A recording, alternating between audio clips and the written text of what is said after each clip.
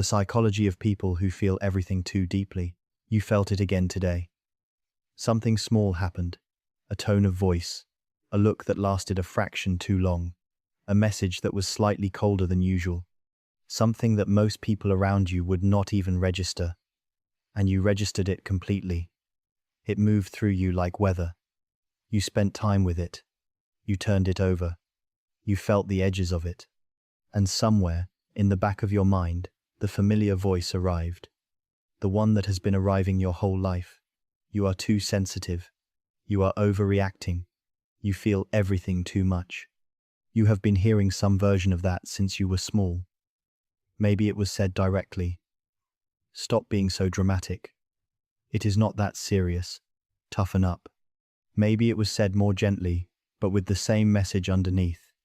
You are such a sensitive soul. Said with affection but also with a kind of concern, as if the sensitivity itself were a liability, as if the depth at which you experience your life were something to be managed rather than understood. And so you learn to manage it. You learn to feel things privately, to process the weather of your interior life in spaces where no one could see it, and comment on it, and tell you it was too much. You became very skilled at appearing fine while something large was moving through you. You developed a kind of internal life, so rich and so layered that the outside world began to feel slightly thin by comparison. And you moved through that outside world carefully, always a little aware that the depth you were experiencing was not quite the depth the people around you were operating at. Here is what no one told you. That is not a flaw. That is a nervous system, and it deserves a proper explanation.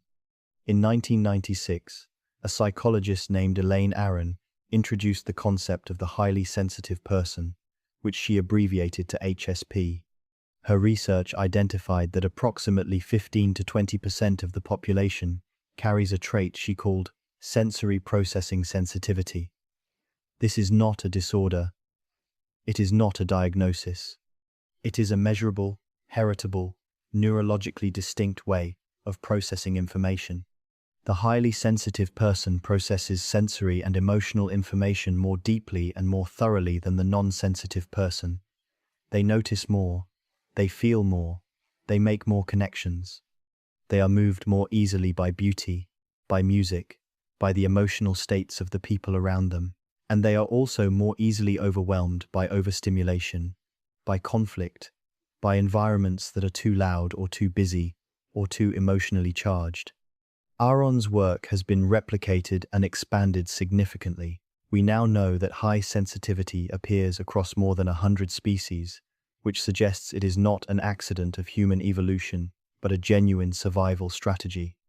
In any population, having some members who process information more carefully, who notice subtle signals that others miss, who respond more strongly to both threat and beauty, is adaptive. The sensitive members of the group are the early warning system. They are the ones who notice the change in the air before the storm arrives. They are the ones who feel the emotional temperature of the group shifting before anyone has said a word. So the first thing to understand is that what you experience as too much feeling is actually a specific neurological trait with a specific evolutionary purpose. You are not malfunctioning. You are operating exactly as your nervous system was designed to operate. You are just operating in a world that was largely built by and for the 60 to 85% who do not share your trait. Now let us talk about what it actually feels like from the inside. Because if you are highly sensitive, you already know the experience, but you may not have had the language for it. It feels like the volume on everything is turned up slightly higher than it is for everyone else. Music hits differently, not just pleasantly, but in a way that can physically move you, that produces something close to a full body response. Art can stop you completely. A particular quality of light at a specific time of day can produce a feeling that is almost unbearable in its beauty. You notice things other people walk past, the expression on a stranger's face, the way a room feels the moment you enter it, the specific quality of silence between two people that tells you something is wrong before either of them has spoken. And emotions. Emotions are not just felt, but inhabited. When you are happy, it is a specific and vivid kind of happiness that has texture and color and weight. When you are sad, the sadness is not a flat gray thing, but a complex layered experience with different depths to it. When you are anxious, the anxiety is physical, present in the chest and the stomach and the throat simultaneously. And when someone you love is suffering, their suffering lands in you. Not metaphorically. Actually, you feel it in your body. You carry it home. You lie awake with it. This is the part that has caused you the most difficulty in your relationships. The people who love you have sometimes said you care too much, that you take things too personally, that you need to develop thicker skin. They have said this, almost always, with genuine care, because from where they are standing, the intensity of your experience looks like suffering, and they want you to suffer less. What they do not understand is that the intensity of the suffering and the intensity of the joy are the same trait. You cannot turn down the volume on one without turning it down on the other. The same nervous system that makes you ache for a friend in pain is the same nervous system that makes a piece of music feel like a direct transmission from something larger than both of you. Let us talk about the childhood of the highly sensitive person, because for most of you, this is where the story gets complicated. Children who are highly sensitive are born with a nervous system that requires more careful handling than the average nervous system, not because they are fragile, because they are finely tuned.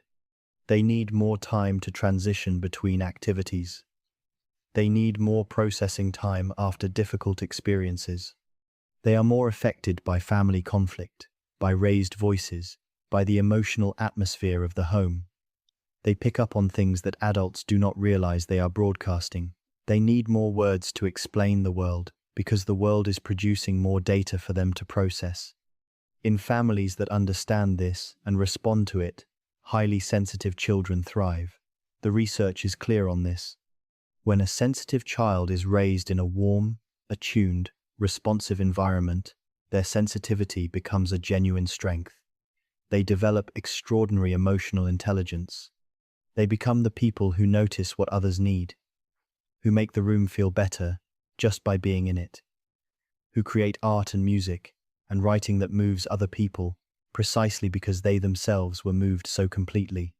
But in families that do not understand it, and most families do not, because the trait is not widely known and its presentation often looks like difficulty, the sensitive child receives a different message.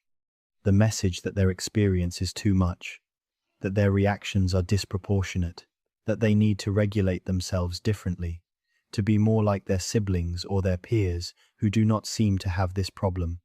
And the sensitive child, who is also highly attuned to the emotional needs of the people around them, learns very quickly to manage their sensitivity in ways that make the people around them more comfortable. They learn to feel things quietly, to save the big experiences for when they are alone, to perform a version of themselves that is easier for the non-sensitive world to receive. And they get very good at this performance. They learn to exist in two layers simultaneously. The outer layer that moves through the world at the expected pace and volume, and the inner layer where the actual experience is happening, rich and complex and largely private. The cost of this is significant. When you spend years performing a smaller version of yourself, you lose contact with the knowledge that the full version is legitimate. You begin to genuinely believe, at a level below conscious thought, that your real experience is too much, that if people saw the actual depth of what you feel, they would be alarmed, or bored, or uncomfortable. And so the depth becomes something you manage, rather than something you inhabit freely. This is the wound that is specific to sensitive people and almost never named. Not trauma in the conventional sense, not neglect or abuse, just the long, slow experience of being too much for the world as you found it, of having your genuine experience consistently met with the message that it needed to be smaller. Now, let us name some of the specific ways high sensitivity shows up in adult life that you may have never connected to the trait. The first is the need for recovery time after social situations. You leave a gathering and you need to be alone, not because you did not enjoy it, but because every interaction was processed at a depth that non-sensitive people do not experience. You noticed everything. You felt the dynamics of the room. You picked up on the tension between two people you barely know. You had a conversation while simultaneously monitoring the emotional temperature of everyone around you. By the end of it, you are not just tired. You are saturated. And you need quiet the way someone who has been in the sun all day needs shade. The second is the particular relationship with beauty. You are stopped by things others walk past, a specific quality of light, a piece of music heard unexpectedly, a line in a book that describes something you have felt but never had words for. These moments are not just pleasant, they are significant. They feel like contact with something real in a way that ordinary experience often does not. And they stay with you. You carry them around. They become reference points. The third is the deep and sometimes overwhelming empathy. You feel other people's pain as if it were your own. News stories affect you in a way that others find disproportionate. You cannot watch certain films. You leave certain conversations carrying the emotional content of them long after the other person has moved on. You lie awake thinking about someone who is suffering, and people have told you that you need to care less. What they do not understand is that the caring is not a habit you chose. It is a function of how your nervous system processes the existence of other people. The fourth is the relationship with conflict. Conflict is not just unpleasant for highly sensitive people. It is physiologically activating in a way that can take hours or days to resolve. Your heart rate goes up. Your thoughts race. Your body holds the conflict as if it were a physical threat, even when you know intellectually that it is not. This means you often avoid conflict not from cowardice, but from genuine self-protection. And this avoidance, while understandable, can create its own problems. Unsaid things accumulate. Boundaries that needed stating go unstated. Resentment builds in the quietest and most private way. The fifth is the relationship with overwhelm. Too much noise, too many decisions, too many people in a small space, too many things happening simultaneously. For the highly sensitive person, overstimulation is a genuine neurological event. The system becomes flooded. The processing capacity reaches its limit. And what emerges on the outside can look like irritability or withdrawal or a kind of blankness. But what is actually happening on the inside is a system that has simply been given more than it can currently hold. Here is what I want to offer you. Not a strategy for being less sensitive, not a technique for toughening up, but a reframe that is grounded in everything the research tells us. Your sensitivity is not the problem. The problem was the mismatch between your nervous system and the environments you were placed in before you had any say in the matter. The school that was too loud, the family that did not have the language, the culture that prizes stoicism and calls depth dramatic. None of those environments were built with your nervous system in mind, and you spent years adapting to them, which was intelligent and necessary and also costly. The adaptation is not who you are. The adaptation is what you did to survive in spaces that were not designed for you.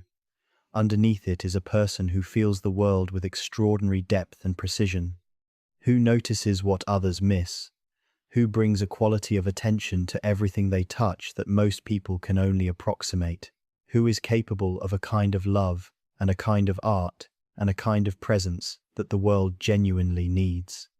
The work is not to become less.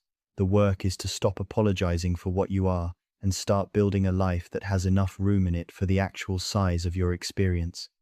That means relationships where your depth is received rather than managed, environments that allow for the recovery time you need, work that makes use of the extraordinary processing capacity you have rather than demanding you suppress it, a relationship with your own interior life that is curious rather than ashamed. It also means learning to be your own first responder. When the overwhelm comes, when the world has been too loud and too much, and you are saturated, knowing that this is a neurological event rather than a personal failure, giving yourself the quiet, the time, the solitude that is not withdrawal but restoration, treating your nervous system not as a problem to be fixed, but as a finely tuned instrument that requires appropriate care. You were not built wrong. You were built differently. And different in this case means more feeling, more noticing, more depth, more capacity for both beauty and pain. That is not a burden to be reduced. That is a life to be lived fully, on its own terms, in the full knowledge that feeling everything is not the flaw you were told it was. It is who you are, and it is enough. It is more than enough. If this video names something you have carried for a long time without having words for it, this channel is where you belong. This is a space for the parts of your psychology that have been quietly shaping your experience without ever being properly introduced. If you would like to keep exploring, subscribe and come back. And I would love to hear from you in the comments. What is the one thing you feel more deeply than anyone around you seems to? You do not need to explain it. Just say it.